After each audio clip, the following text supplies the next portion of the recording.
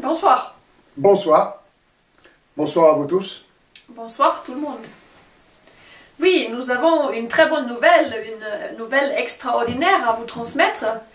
Il s'agit d'une offre d'asile politique d'un premier chef d'État pour les réfugiés de l'Union européenne. Et là, il s'agit de Viktor Orbán, c'est le Premier ministre de la Hongrie, qui l'a annoncé lors de son discours à la nation le 10 février 2017. Donc c'est tout à fait nouveau. Et c'est extraordinaire.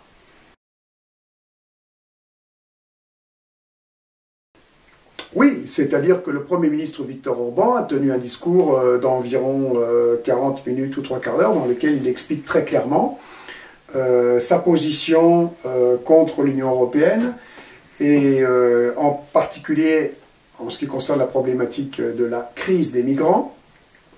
Et il offre donc terre d'asile à tous les réfugiés de l'Union européenne, et ça c'est extrêmement précis, et il élargit le cadre. Il parle notamment des politiciens, des journalistes, il parle aussi des chrétiens, mais il précise après dans son discours que l'offre est aussi adressée aux athées. Il parle beaucoup de la rébellion pour laquelle il a beaucoup d'estime. Enfin bref, il faut voir son discours, suffit de rentrer les mots-clés sur Internet avec la date du vendredi 10 février 2017 de M. Viktor Orbán, Premier ministre de la Hongrie, et ce fait a été relayé par la presse de quelques journaux mainstream qui évidemment essayaient de ridiculiser le Premier ministre Viktor Orbán parce que c'est un très sérieux coup de pied dans les partis qu'il adresse à cette organisation supranationale qu'il dénonce d'ailleurs. Hein. Il faut savoir que M. Viktor Orbán est un anti-mondialiste, c'est peut-être probablement le seul qui tient encore la route à l'heure actuelle. Il y avait avant lui le président polonais qui a fini dans un accident d'avion, je ne sais pas si vous vous rappelez. Et donc c'est la bête noire de l'Union européenne. Hein, ce n'est pas le premier venu, c'est vraiment un opposant sérieux, de poids. Et c'est dans ce cadre-là donc qu'il a fait sa déclaration. Voilà.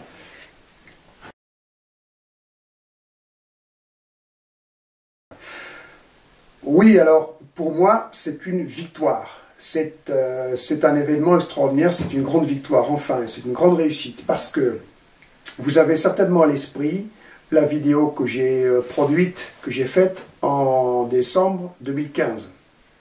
Dans cette vidéo, je dresse le tableau de ce qu'est notre situation collective en France, à savoir que nous sommes 63 millions de personnes prises en otage, donc prises en otage par une bande de tarés qui bien sûr sont aux ordres de cette organisation clandestine internationale, de cette organisation occulte, une bande de tarés qui occupe la nation.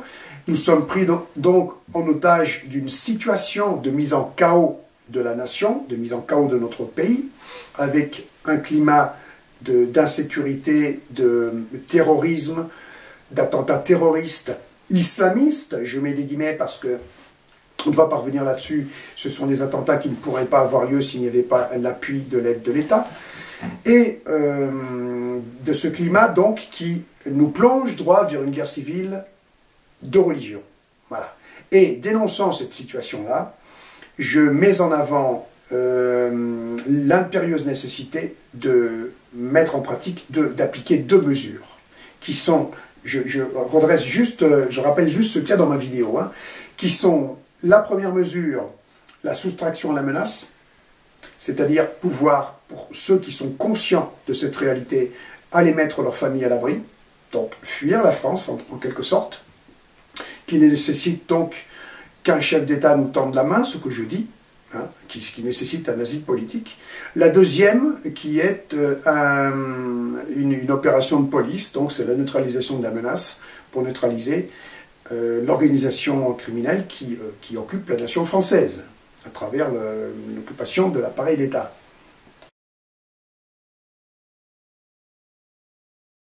Oui, j'ai effectivement fait allusion à l'asile politique. J'en ai parlé plus précisément dans une vidéo que j'ai publiée après, dans laquelle j'expliquais qu'on était un peu en train de patauger sans avoir de réponse. des démarches que nous engagions dans ce sens, parce que dans cette vidéo, donc, je m'engageais à obtenir des résultats, et nous avons travaillé là-dessus. Donc, pour moi, la vidéo, la déclaration de Viktor Orban est une réponse, et il ne peut pas en être autrement, c'est quelque chose d'absolument extraordinaire. Nous avons enfin un chef d'État qui nous tend la main. Voilà ce dont je parlais. Oui. Enfin, ce qui est nouveau, c'est que ça soit reconnu maintenant sur la scène internationale qu'il y a des réfugiés de l'Union européenne. Ça, c'est tout à fait nouveau, ça.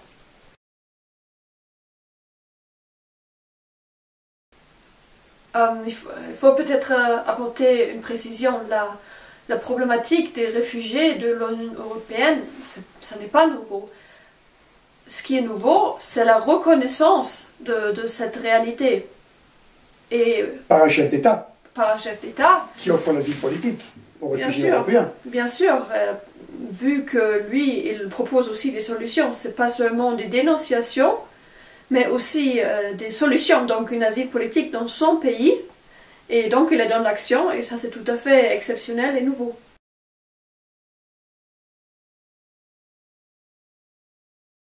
Oui, la problématique a déjà été évoquée avant.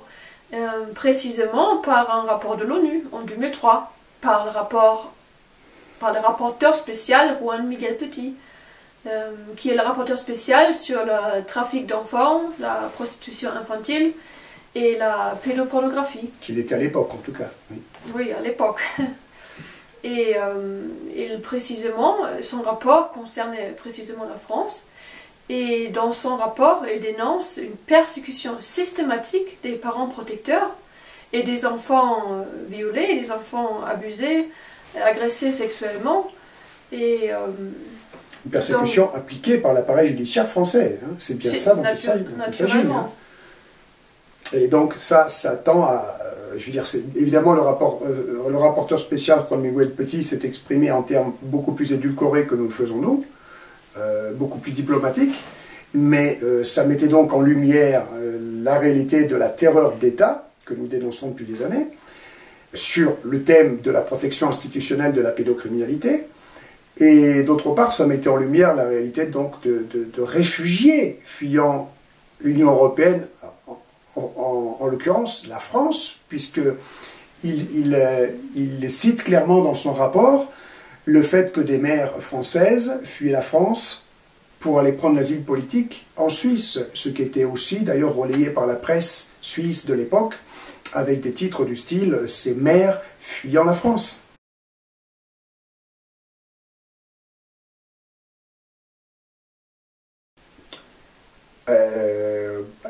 Oui, naturellement, simplement, bon, d'une part, on ne veut pas avoir d'étiquette, on n'est pas spécialiste en lutte contre la pédocriminalité.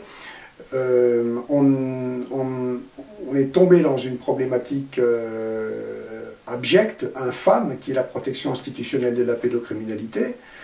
Et bien sûr, on a lutté en fonction de notre idéal de justice, qui est un idéal très large, qui forcément englobe toutes les problématiques que nous avons, l'idéal de justice et de protection, que moi je tiens depuis mon passé de jeune gendarme, une carrière de sous-officier que j'ai dû s'aborder justement par idéal. Donc cet idéal, il est beaucoup plus large, et la raison pour laquelle nous ne voulons pas d'étiquette, c'est parce qu'il est absolument impossible de traiter avec succès une problématique aussi monstrueuse que celle de la pédophilie, parce qu'il ne s'agit pas de pédophilie, il s'agit de protection institutionnelle de pédocriminalité, nous l'avons prouvé, que donc pour apporter des solutions à une telle problématique, il faut aller beaucoup plus en amont du problème, et qu'en allant en amont du problème, on va croiser toutes les autres problématiques graves, sérieuses, qui pourrissent l'humanité, qui pourrissent la planète. Et donc, surtout pas nom d'étiquette spécialiste, activiste contre la lutte à la pédocriminalité, puisque ce n'est pas en étant spécialisé sur la pédocriminalité, je le répète, qu'on va pouvoir apporter une solution. Qu'est-ce qu'ils font tous les prétendus spécialistes de lutte contre la pédocriminalité, si ce n'est donner de fausses illusions aux mamans protectrices, aux parents protecteurs, les faire tourner sur l'échiquier truqué de la justice un peu plus, en leur faisant perdre un temps précieux pendant lequel leur enfant reste aux griffes des réseaux. Donc, nous n'avons pas changé de registre, pas du tout. Moi en particulier, c'est pas que j'ai changé de registre, c'est que j'ai abordé en tant qu'idéal pour la justice, pour la paix, pour la cause de l'humanité, une autre problématique sérieuse qui vient croiser notre réalité, de notre situation collective, qui est celle de l'imminence d'une guerre civile de religion. Et je ne vois pas pourquoi je ne pourrais pas me permettre d'en parler en fonction du fait que j'ai été plus connu comme un activiste de la lutte contre la pédocriminalité. Oui, à la fin, les causes sont connectées les uns avec les autres. Elles se croisent. Si on veut être efficace et aller à l'origine des problèmes, ils se croisent tous, les problématiques. Oui, et du reste, ce qu'il faut bien comprendre, c'est qu'en allant donc en amont de la problématique, il va peut-être falloir un petit rappel, c'est que, bon, vous savez que nous avons donc fait des enquêtes après nos expériences personnelles, assez difficiles. Nous en avons eu d'ailleurs à la fin de nos enquêtes aussi.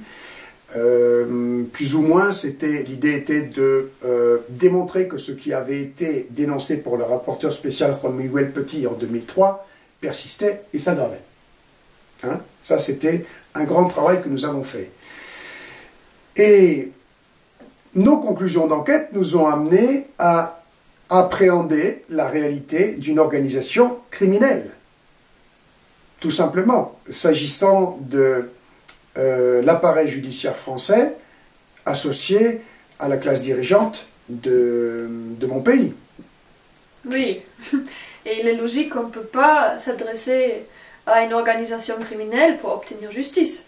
Surtout si elle vous a ciblé, visé, comme c'est le cas pour nous. Comme c'est le cas pour nous, et comme c'est le cas donc pour tant de mères protectrices qui croient bien faire en allant saisir la justice pour essayer de sauver leurs enfants des griffes d'un prédateur ou d'un réseau pédocriminel. Voilà, donc avec cette compréhension du problème, nous sommes allés avec une idée qui était donc la soustraction à la menace à l'époque, en fonction de ce qui était dénoncé par le rapporteur spécial Juan Miguel Petit, en fonction du fait que nous avons démontré donc que la problématique persistait et s'aggravait, et pas qu'un peu, sérieusement. Donc l'idée était de pouvoir faire comprendre aux parents protecteurs qu'il fallait fuir la France, surtout. Et ça, c'est la moindre chose que puisse faire une association qui se spécialiserait pour la lutte contre la pédocriminalité. Mais bon, ça n'amène pas bien loin, il faut bien se rendre compte. Donc en termes de conclusion d'organisation criminelle, c'est ça qu'il faut bien intégrer comme données. Nous sommes confrontés en fait à une organisation criminelle qui occupe la nation française. Oui, en Allemagne, je suis allemande, hein, c'est le même modèle d'organisation criminelle. En Allemagne, c'est pareil, c'est clair, parce que déjà, si on parle de notre propre cas, par exemple, l'inquisition judiciaire d'Allemagne, c'est associé avec l'inquisition judiciaire en France, dans le cadre de la persécution contre nous, en particulier contre moi. Donc, ça concerne notre cas, mais dans un environnement plus large, parlons tout simplement de la révolution du genre, de l'éducation sexuelle à l'école, donc qui est en réalité l'initiation à la pornographie. Hein. Ça, c'est la terreur d'État est plus visible en Allemagne sur ce thème précis, parce qu'en Allemagne, l'école à la maison est interdite, et donc les parents qui veulent retirer leurs enfants de ces cours d'initiation à la pornographie sont envoyés en prison. Oui, ce sont des faits.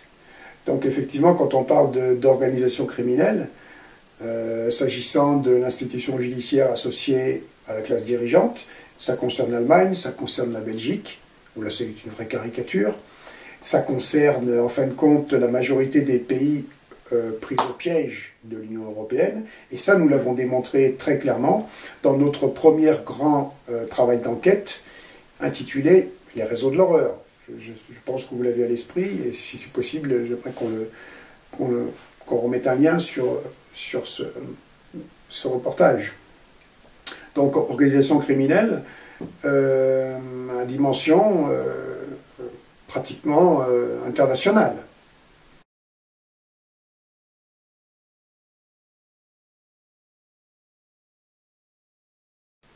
Oui, tout à fait. C'est-à-dire qu'on va être un peu plus précis là, rapidement sur ce point. Pour certains, ça va être un rappel, bien évidemment. Quand je parle d'organisation criminelle internationale ou de crime organisé international, que je passe de la situation de mon propre pays ou de son pays à une situation plus globale, plus générale, en gardant la même appellation, crime organisé international.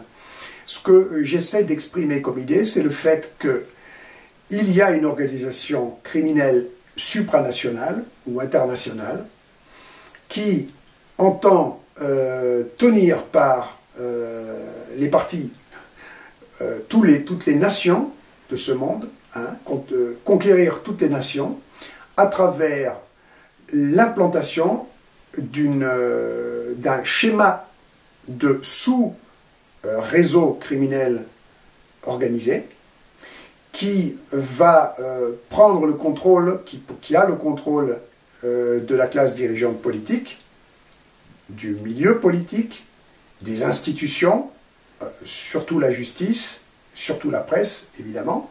Et ce schéma-là est aux ordres, donc ce sous-réseau criminel est aux ordres de l'entité qui est au sommet de la pyramide du monde civilisé, hein, cette bande de banquiers privés internationaux, tout simplement par le biais, par le truchement d'un jeu de société secrète qui a pour objet de contaminer toutes les élites, petites, moyennes, élites sociétales.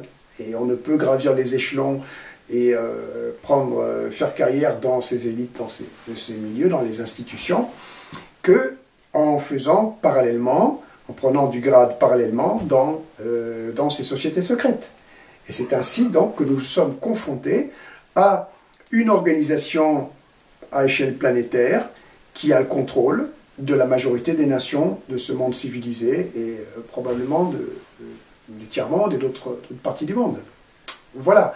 Et dans notre travail d'enquête, les réseaux de l'horreur, nous avons bien mis en évidence, par des faits, le fait que, outre nos propres dirigeants, donc la trahison d'État de notre propre dirigeant en matière de protection institutionnelle de la pédocriminalité, ceux-ci sont rejoints par l'Union européenne, donc c'est-à-dire la Cour européenne des droits de l'homme, et aussi par l'ONU, par les instances supranationales. Donc c'est bien un réseau, et un réseau international. Et Monsieur le Premier ministre Viktor Orban, c'est très clair dans ses déclarations, a la même vision avec des termes assez voisins des miens.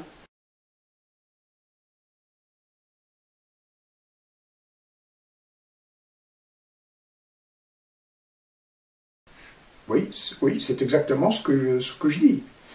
Et en clair, cette organisation criminelle, avec ses ramifications, ses sous-réseaux nationaux et ses instances supranationales, comme vous venez de le dire, organise à la fois la protection institutionnelle de la pédocriminalité, en France, en Allemagne, en Belgique, dans le monde entier, parce que le plan est de contaminer l'humanité avec ce genre de dépravation, hein, pour avoir des collectivités beaucoup plus malléables, beaucoup plus perdues, déracinées, faciles à contrôler.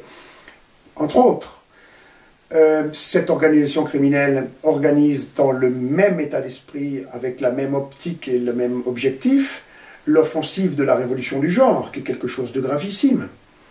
L'organisation criminelle organise la mise en chaos de nos sociétés et organise donc le climat de guerre civile, de religion, d'attentats terroristes islamistes, par le truchement de la crise des migrants, obtenue, elle, par la mise en chaos des pays du Moyen-Orient. Bon, ce sont des stratégies qui sont très bien calculées, bien appliquées, bien suivies.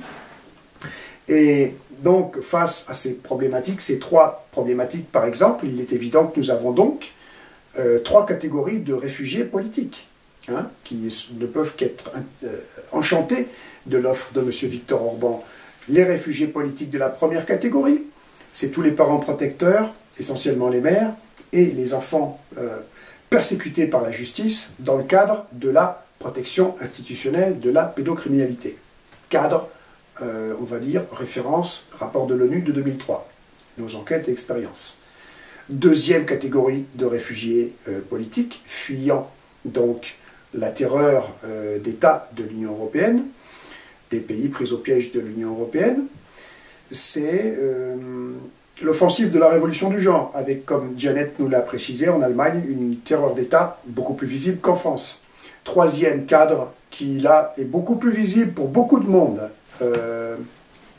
c'est le cadre donc de la mise en chaos de nos sociétés occidentales, hein, à travers donc le climat de terrorisme, de plongeant vers une guerre civile de religion.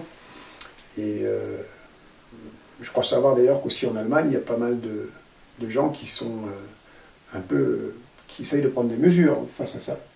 Oui, oui, il y a du monde déjà au Balaton. Où ça? Sur le lac de la Hongrie, du Balaton. Ah oui. Oui, oui. Oui, voilà. Donc, en fonction de ça, ce que j'aimerais dire, donc, et par rapport à l'offre de Viktor Orban, c'est que nous avons monté un dossier quand nous sommes partis, Janet et moi, en clandestinité, à nouveau, en 2013. C'était en 2013. Nous avons monté un dossier très pointu, avant donc, bien sûr, ma vidéo de décembre 2015, qui constitue une demande d'asile politique pour nous, mais en tant que précurseur, ouvrant donc la voie aux deux premières catégories de réfugiés politiques que je viens d'évoquer. Hein, et en appuyant bien et surtout sur la première catégorie, c'est-à-dire celle qui est déjà dénoncée par un rapport de l'ONU, soulignons-le, un rapport de l'ONU officiellement sorti, qui a été ensablé après très vite, aussi bien par la France que par l'ONU, oui, et pour cause, mais qui est bien là, c'est une pièce clé, c'est une pièce béton de notre dossier et de cette histoire, et que nous utilisons d'ailleurs encore aujourd'hui. Donc, ce dossier-là de demande d'asile politique ouvert, hein, à ces deux premières catégories de réfugiés, nous l'avons adressé à quelques chefs d'État, avant donc d'en venir à élargir ce cadre de réfugiés politiques à la troisième catégorie. Et le premier chef d'État auquel on s'est adressé, je ne vais pas en faire un mystère, c'est Vladimir Poutine, la Russie. Voilà.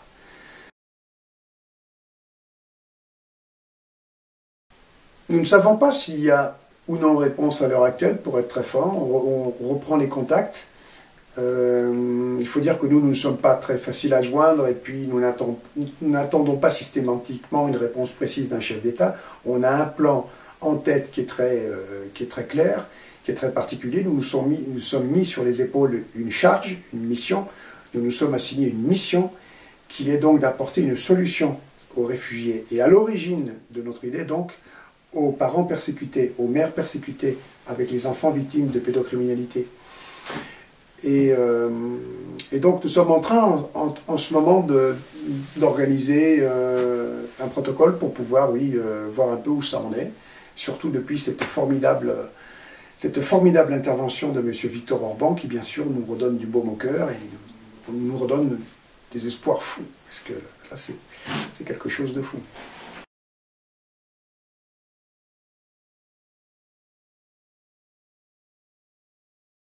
Oui, nous avons pris contact avec son gouvernement. Oui, nous avons pris contact avec son gouvernement. Nous sommes en ce moment en tractation, on va vous dire après pourquoi, mais j'aimerais revenir sur ce que vous venez de dire. Si nous avons vérifié le sérieux de l'offre, faisons la part des choses. Il s'agit d'un chef d'État. Un chef d'État ne peut pas faire une telle déclaration sur un coup de tête et sans donner suite. Donc, il n'y a pas à vérifier le sérieux de l'offre. Un chef d'État qui propose un asile politique en plus large, aussi large, Bon, c'est quelque chose effectivement de très préoccupant pour ses détracteurs, pour l'ennemi commun, c'est une évidence. Mais c'est une prise de responsabilité qui est lourde. Il sait ce qu'il fait quand il fait une telle offre. Il sait d'une part qu'il s'expose infiniment. En premier lieu, il s'expose à toutes les critiques, toutes les tentatives de le ridiculiser. Il s'expose à des coups tordus, qui peuvent être des coups tordus déjà à travers donc, la mise en place des premières démarches d'asile politique. Il n'est pas non plus impossible qu'il ait des ennemis internes, qu'il ait des opposants internes dans les rouages de ces institutions. Donc il est évident que le jeu qu'il joue en termes de rébellion face à cet ennemi commun est un jeu dangereux et qu'il sait ce qu'il fait et que son offre ne peut qu'être extrêmement sérieuse. Vous imaginez le ridicule si du jour au lendemain on découvrait que bah non, il n'y a pas de... Non, il a dit ça comme ça, il pensait à autre chose. Non, ça ne peut pas. Et donc, le contact que nous sommes en train d'établir avec le gouvernement de Viktor Orban, à l'heure actuelle, ne vise absolument pas donc à vérifier le sérieux de son offre, mais plutôt à évoquer des aménagements, des protocoles, en fonction de paramètres que nous avons de par notre expérience et par notre position de réfugiés politiques, des réfugiés politiques qui sont des précurseurs et qui représentent donc les 3 catégories de réfugiés politiques auxquelles j'ai fait allusion. Hein? Oui, parce que proposer un asile politique pour les réfugiés de la première catégorie, alors les parents protecteurs avec les enfants persécutés par la justice, c'est un cadre bien précis et spécial, parce que nous avons un exemple concret. Parlons de ces mères qui fuyaient la France pour trouver l'asile politique en Suisse autour de l'année 2000. Et c'est le cas, par exemple, de Patricia Poupard, la mère française qui avait l'asile politique en Suisse avec son enfant. Et malgré l'asile politique, elle a été arrêtée par Interpol sur le sol suisse avec son enfant et était livrée à la France. Elle était en prison, elle était dans l'asile psychiatrique et soumise à la camisole chimique qui lui a laissé des séquelles très sérieuses. Donc là, on a un cas très concret que cette organisation criminelle a quasi vraiment des pouvoirs à prendre en compte. Oui, à prendre en compte. Et évidemment, je précise au passage que l'enfant qui avait l'asile politique en Suisse, de Patricia Poupard, a bien évidemment été livré à son bourreau, au réseau donc, auquel il faisait partie, et qui fait toujours partie. Comme d'habitude. Jusqu'à l'âge adulte, c'est-à-dire à destruction totale de sa personne. Donc, tout ça pour dire qu'avec, par exemple, un cas concret comme celui-là, nous savons que l'asile politique, pour la première catégorie à laquelle nous faisons allusion, est quelque chose d'extrêmement sensible, et ça c'est donc un élément que nous communiquons. Il ne faut pas être surpris par la puissance du réseau, après, qui va bien sûr tout faire pour déstabiliser Monsieur le Premier ministre Viktor Orban dans son initiative fantastique, et aussi pour faire taire des petits témoins gênants, parce que un enfant victime de pédocriminalité, victime des réseaux, victime de la terreur d'État de France, qui en réchappe, c'est un petit témoin en matière d'affaires criminelles, de plus. Et ça, c'est extrêmement préoccupant, et c'est pour ça que le réseau use des moyens, les moyens dont il dispose d'ailleurs, puisque Interpol fait partie de la création des banquiers privés internationaux, hein, pour pouvoir rapter, comme dans le cas de Patricia Poupard, un petit témoin qu'il va falloir neutraliser, faire taire. Il n'y a pas que ça. Le réseau en question, international auquel nous faisons allusion, pour toujours la première catégorie de réfugiés politiques, utilise aussi les services des barbouzes, des services secrets occidentaux, dans la France, par exemple, cas concret, encore une fois, je vais vous citer l'affaire Karim Kamal dans les années 90. L'affaire Karim Kamal, en 2 mots, là c'était un père protecteur, sa compagne était partie batifoler, donc elle avait quitté, puis elle était partie batifoler avec des magistrats du réseau de Nice, et faisait tourner leur fille, Lauriane, dans les parties fines de ces magistrats, d'accord? Donc la pédocriminalité organisée, avec tout le gratin, en premier lieu, les magistrats. Karim Kamal avait essayé donc de porter l'affaire en justice. Évidemment, il a été obligé de prendre la fuite bien rapidement. Heureusement, il a pu avoir l'asile politique aux États-Unis grâce, par le truchement de sa sœur, qui, je crois, était avocate aux États-Unis. Et les services secrets, enfin la justice, tout le conglomérat, le réseau français, a organisé le kidnapping de la petite Lauriane aux États-Unis. Lauriane a été kidnappée par des barbouzes, dont un que je connais, et je le connais personnellement. C'est une ordure, et si je le sais, c'est parce que lui-même m'a dit qu'il a fait partie de l'opération, à une certaine occasion. Une opération qui passait sous le coup d'une opération diplomatique avec les États-Unis. En fait, c'était une grosse opération de barbouze, c'est du kidnapping pur et simple.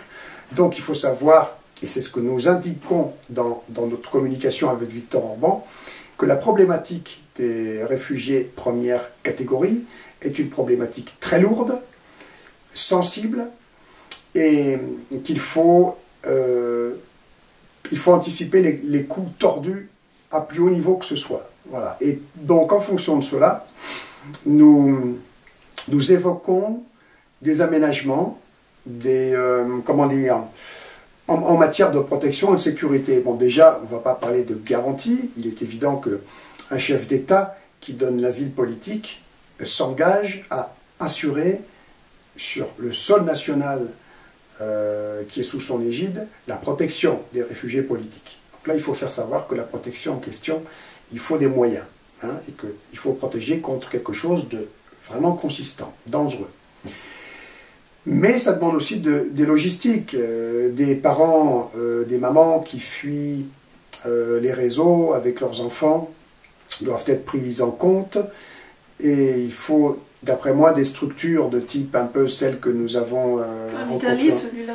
Voilà, en Italie, où là, ce sont des jeunes filles qui sont récupérées par des religieux.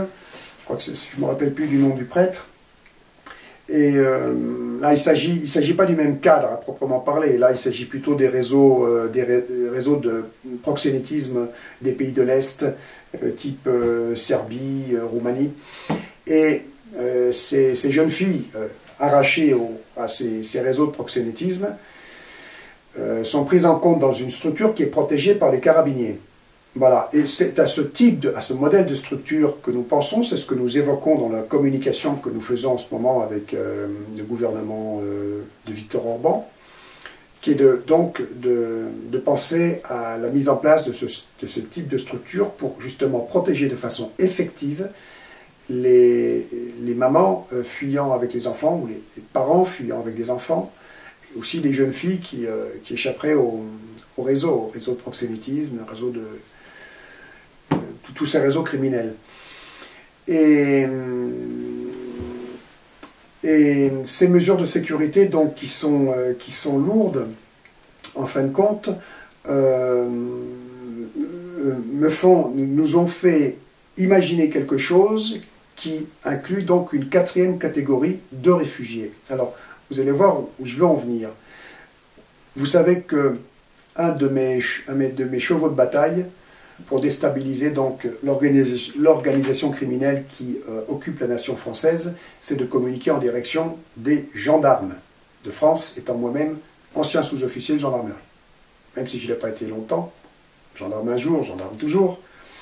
Je fais ce que l'ennemi appellerait une opération subversive depuis des années, de façon à créer une scission au sein de la gendarmerie essentiellement, mais aussi de la police et de l'armée, afin qu'il puisse y avoir une prise de conscience de ceux qui ont encore un idéal qui n'est pas, et de ceux qui ne sont pas encore totalement corrompus et avilis.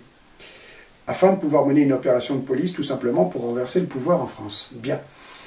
Et la quatrième catégorie de réfugiés, donc je la représente personnellement, directement, c'est celle des gendarmes démissionnaires. Il y a quantité de gendarmes, de policiers, de militaires, et j'axe surtout sur les gendarmes, qui ne demanderaient pas mieux que de pouvoir démissionner. Comme je l'ai fait moi dans ma jeunesse, seulement moi quand j'étais jeune, justement j'étais un jeune blanc-bec, je n'avais pas encore, si vous voulez, suivi un cadre, vous savez ce fameux cadre qui vous enfonce dans la compromission. Je n'avais pas une famille sur le dos ou une famille en cours, je n'avais pas de crédit sur le dos, j'étais libre comme l'air et j'ai pu démissionner. Mais la majorité des gendarmes, qu'ils soient rentrés par idéal ou pas, ne peuvent pas se le permettre. Et même ceux qui sont très idéalistes ne peuvent pas, parce qu'un idéaliste, déjà, la première chose qu'il fait, c'est de protéger ses enfants, c'est de protéger les siens, c'est de ne pas les livrer à une vie tragique de tricard. Bon. Eh bien, cette quatrième catégorie de réfugiés, de gendarmes démissionnaires que je représente, je la suggère pour, justement, être reprise en compte en Hongrie, récupérée en tant que réfugiés politiques par la Hongrie, afin de pouvoir créer un corps de protection des autres catégories de réfugiés, à travers donc le type de structure dont nous avons absolument besoin. Et ça fait d'une pierre deux coups, hein, ce que les maîtres du monde, les maîtres immondes aiment bien faire. Une pierre deux coups, d'un côté nous pouvons apporter une suggestion pour résoudre le problème de la lourdeur des structures, parce qu'il est évident qu'il va falloir dégager des effectifs de police hongroise pour de telles structures. C'est lourd, c'est compliqué. Donc, non, nous avons de la main-d'œuvre. Et en même temps, ça répond à ma préoccupation qui est de pouvoir dégager les gendarmes du piège dans lequel ils sont, les gendarmes, les policiers, les militaires, afin qu'ils puissent venir dans une structure où ils vont retrouver des équivalents de grades, de fonctions et de points de retraite. C'est-à-dire qu'ils ne vont pas tout perdre en démissionnant. Ils vont tout retrouver, au contraire.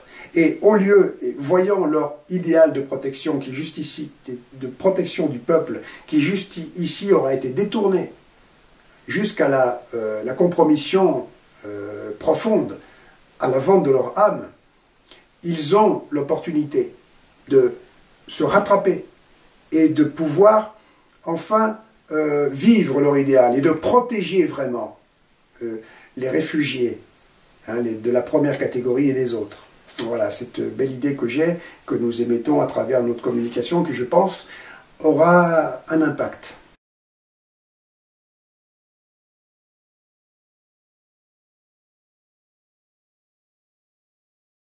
Ben, en clair, si je n'ai pas été assez précis, l'idée est que les gendarmes démissionnaires, réfugiés politiques, s'adressant à la Hongrie pour avoir l'asile politique, comme nous, soient récupérés avec leurs fonctions, c'est-à-dire qu'ils puissent continuer à être gendarmes, policiers ou militaires en intégrant un corps, une unité de protection des réfugiés politiques.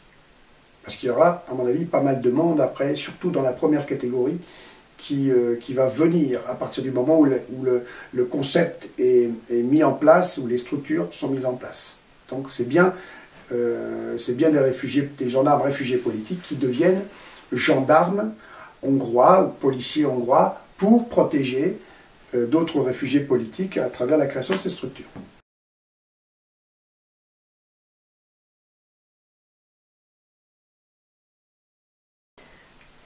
Oui. Effectivement. C'est pour ça que ce sera important que d'autres chefs d'État s'alignent sur l'initiative de Viktor Orban et nous travaillons activement dans cette direction. Nous travaillons activement dans cette direction, c'est-à-dire que, comme je l'ai dit tout à l'heure, nous avons commencé par créer un dossier type de demande d'asile politique pour nous en tant que précurseurs, ouvrant la voie à d'autres catégories, à notre première catégorie que nous représentons et aux autres. Et en ce moment, nous mettons les bouchées doubles de façon à réveiller d'autres chefs d'État, de façon à ce que Viktor Orban ne soit plus seul, à ce que d'autres chefs d'État s'alignent sur la courageuse, la noble initiative de Viktor Orban. Et je pense que nous risquons d'avoir un retour, je pense qu'on risque d'être surpris positivement. Et je verrais bien d'ailleurs maintenant, un second pays s'alignant sur la ligne de conduite de Viktor Orban, la Russie par exemple, pourquoi pas? Oui, enfin, ce n'est pas parce qu'on dépose un dossier à une ambassade que ça va arriver, forcément. On commence à avoir un peu d'expérience dans le domaine aussi. Oui, c'est pour ça. C'est pour ça, on vous demande, les gens aussi qui nous regardent maintenant, vous pouvez nous aider dans cette démarche et traduire cette vidéo dans les langues que vous maîtrisez. Cette vidéo-là, celle que vous êtes en train de faire en ce moment. Hein, afin que ça puisse circuler dans le monde entier. Oui, donc c'est un gros travail. On demande une forte mobilisation autour de l'offre de Viktor Orban et de ce fameux dossier qui probablement est à l'origine d'ailleurs de l'initiative de Viktor Orban. Il faut qu'il y ait beaucoup de monde qui fasse beaucoup de bruit là-dessus et qui arrive à faire passer l'information par des voies beaucoup plus généralistes, beaucoup plus détournées que l'ambassade, comme le dit Janet, l'information à tous les chefs d'État, et voire après ceux qui veulent se détacher donc du crime organisé international en tant que rebelles, comme les Viktor Orban, et ceux qui, ma foi, font la sourde oreille et puis continuent à nier la problématique. Bah, écoutez, moi j'en suis absolument persuadé, parce que là on commence à aborder des problèmes à dimension internationale, très sérieux, et il faut savoir que tous les chefs d'État ont des équipes d'analystes qui passent tout leur temps, jour et nuit, à décrypter ce qui se dit, d'une part sur la grande scène truquée des médias mainstream, bien évidemment, mais de plus en plus aussi sur Internet. Donc moi je pense que ce n'est pas du tout une opération de communication qui est vaine, et je suis certain que ça va porter ses fruits. Oui, moi aussi.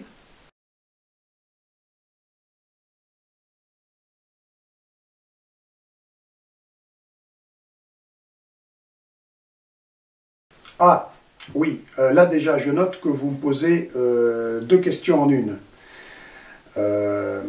Alors, si jamais, comme vous le dites, la première catégorie n'était pas reconnue, bien, pour moi, vous soulevez une question qui n'existe pas. Pour moi, c'est un non-sens. Comme je disais tout à l'heure, faisons bien la part des choses, comprenons bien de quoi il s'agit.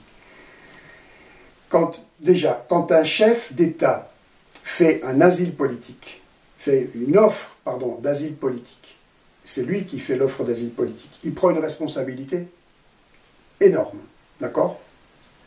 Il ne faut pas mettre ça sur le même plan, par exemple, qu'une demande d'asile politique qui est faite à un pays, comme par exemple à la Suisse en 2000, qui est traité par un organisme comme le CID, parce qu'il faut savoir que si les mères de famille à l'époque avaient l'asile politique en Suisse, ce n'est pas le gouvernement suisse qui était de l'initiative, hein. C'est le CID, le Comité international pour la dignité de l'enfance, et parce qu'à cette époque, le CID était présidé par un personnage formidable qui est l'ex-sénateur George Glatz, qui bien sûr a été neutralisé par le réseau. C'est pour cette raison, et c'est pour cette raison aussi d'ailleurs que les asiles politiques n'ont pas tenu et que très vite les autorités suisses et de l'Union européenne se sont entendues pour mettre fin à cette problématique avec le précepte qu'aucun ressortissant d'un pays signataire de la Convention européenne des droits de l'homme et de la Charte des libertés fondamentales ne peut obtenir asile politique dans un autre pays. Voilà, c'est extraordinaire. Donc, pareil pour l'affaire Karim Kamal dont j'ai parlé tout à l'heure, l'asile politique demandé aux États-Unis, mais par le biais d'une avocate qui a représenté le dossier. Et après, patatras. Il s'agit d'un chef d'État qui offre l'asile politique. Ça change tout. C'est du jamais vu aux réfugiés politiques de l'Union européenne. Et vous me dites si jamais la première catégorie que nous représentons à l'origine, c'est-à-dire les parents protecteurs et les enfants martyrs fuyant la terreur d'État n'étaient pas reconnus, malgré le rapport de l'ONU de 2003.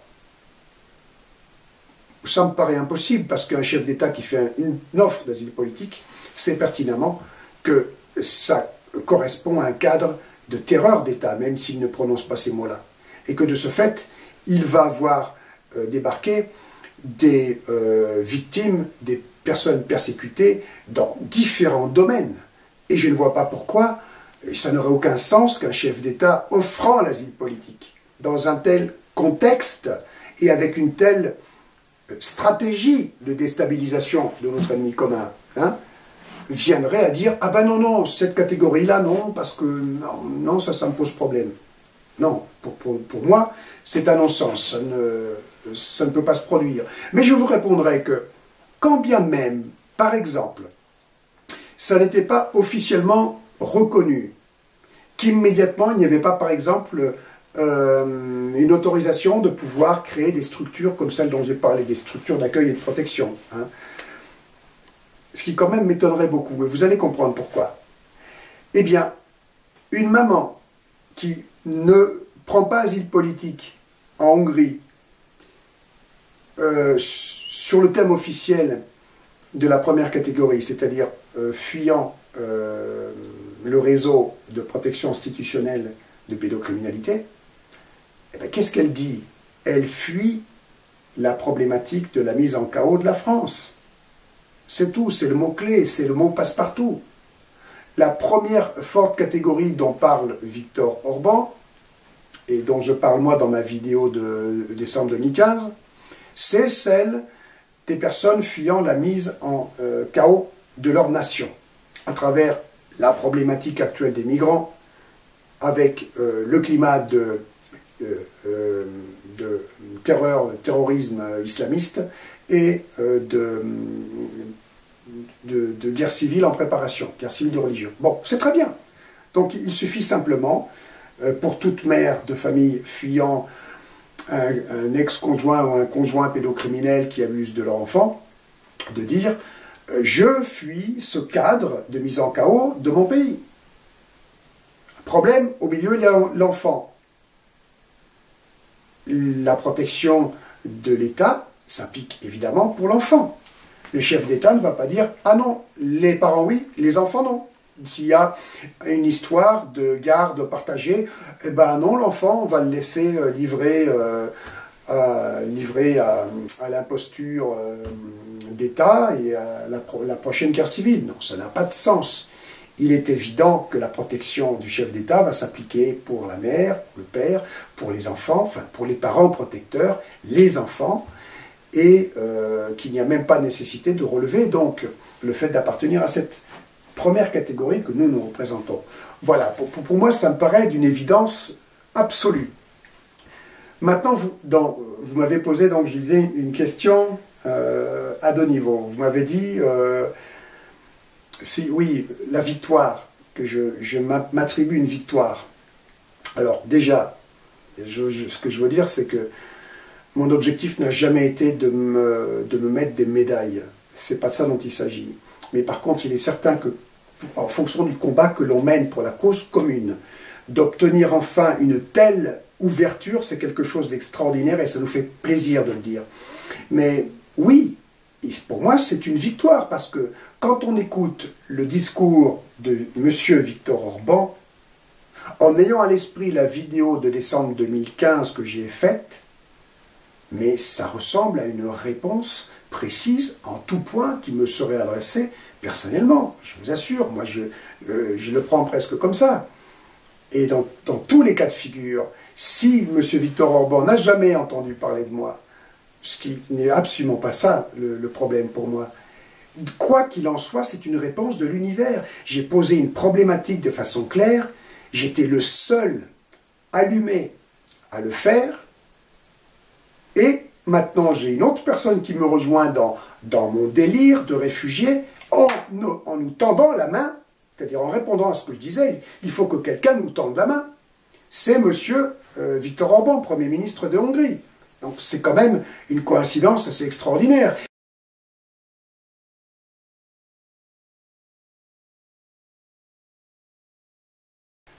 Oui, c'est une coïncidence tout de même, non? Vous ne trouvez pas? Moi, je trouve que c'est une coïncidence que je fasse de telles demandes si précises et qu'un chef d'État y réponde de façon si précisément et à un intervalle quand même relativement court. Je veux dire, ça fait à peine un peu plus d'un an. Et la deuxième coïncidence, moi, qui me saute aux yeux et que forcément vous ne pouvez pas avoir à l'esprit, c'est que nous parlions tout à l'heure de ce dossier donc, que nous avons monté avec cette stratégie pour la cause commune d'être demandeur de l'asile politique en tant que précurseur pour ouvrir la voie aux autres réfugiés politiques de l'Union européenne. Eh bien, le premier dossier, la première autorité vers laquelle nous nous sommes tournés, c'est Vladimir Poutine, c'est la Russie. Et la coïncidence, c'est que une semaine avant son discours, M. Viktor Orban s'entretenait avec M. Vladimir Poutine. Voilà, donc ça fait deux coïncidences, ma foi. Vous pouvez en penser ce que vous voulez.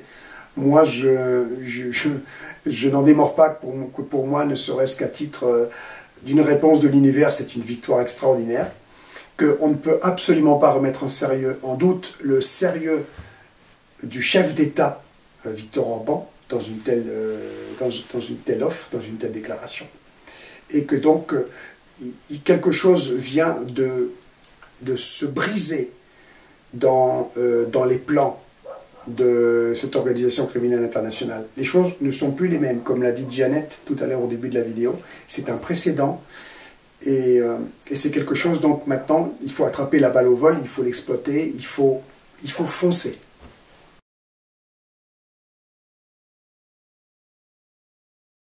Non, effectivement, je n'exclus pas être à l'origine de l'intervention de M. Viktor Orban. Je ne l'exclus pas. En plus, je remarque au passage, ce que moi je pourrais prendre pour un petit clin d'œil, c'est son allocution à propos de la rébellion et des rebelles.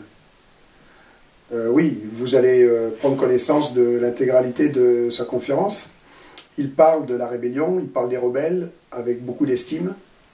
Et pour moi, je me sens concerné. Pourquoi je me sens concerné? Pourquoi nous sentons concernés, Jeannette et moi? Mais parce que nous sommes les seuls rebelles. Et oui, j'insiste, nous sommes les seuls rebelles face à ce que nous dénonçons.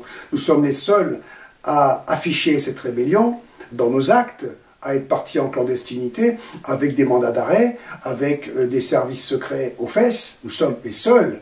Et à afficher notre rébellion, parce que c'est bien beau d'être en rébellion, d'avoir des plans pour la cause commune contre l'organisation criminelle internationale, mais encore faut-il communiquer dessus, sinon ça ne sert à rien. Donc, citez-moi d'autres qui nous rejoignent dans cette ligne de conduite. Moi, je n'en connais pas. Et la rébellion, c'est quelque chose qui implique sa vie, qui nous met en danger et qui nous pousse vers la recherche de solutions réelles, concrètes, pratiques, telles que nous le faisons. Ça ne se limite pas à des effets d'annonce. Ça exploite, certes, la communication, mais si la rébellion ne s'en tenait qu'à la communication, nous revenons en arrière, ce ne serait donc que de l'imposture. Et donc je me reconnais dans le rebelle. Pour le moment, j'attends qu'il y en ait d'autres qui fassent ce que nous faisions. Et donc ça me plaît beaucoup d'entendre M. Viktor Orban à l'occasion justement de cette déclaration, de parler des rebelles, de dire que 2017 sera l'année de la rébellion.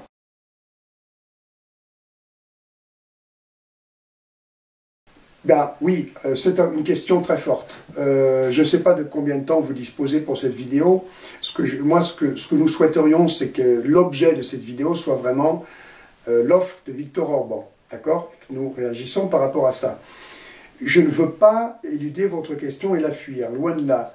C'est une question qui vraiment mérite d'être traitée et j'ai envie de la traiter. Donc, si vous êtes d'accord, j'aimerais qu'on fasse à la suite un deuxième sujet qui va me permettre de m'exprimer sur ce que je pense de la problématique des migrants, sur ce que je pense de la position de M. Viktor Orban à propos de la crise des migrants. Ok.